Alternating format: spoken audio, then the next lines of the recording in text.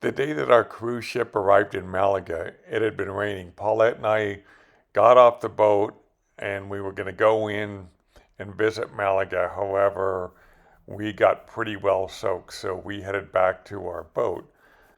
However, our friends Delbert and Jackie, who were on a cruise with us, they went into Malaga at a little bit different time and they were able to get some pictures and they agreed to let us use some of them.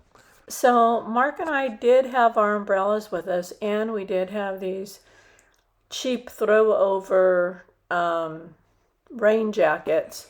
But even with that, and the couple of times that we took cover, waited for it to stop raining, we just got too trashed by the rain where our pant legs were all wet and it got miserable and our umbrella was turning upside down.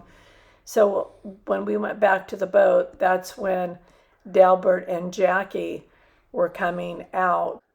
Paulette and I visited Malaga 10 years ago, and we really liked it, so we were looking forward to seeing it again.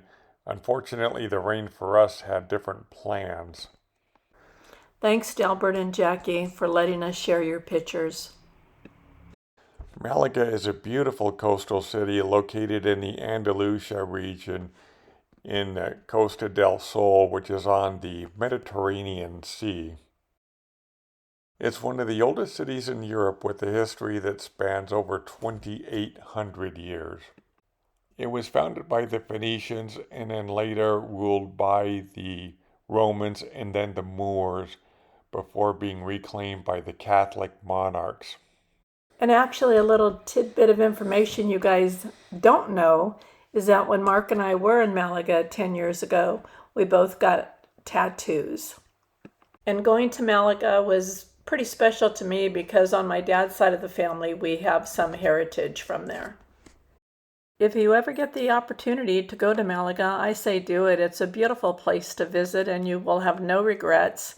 And the only regret might be not doing it sooner.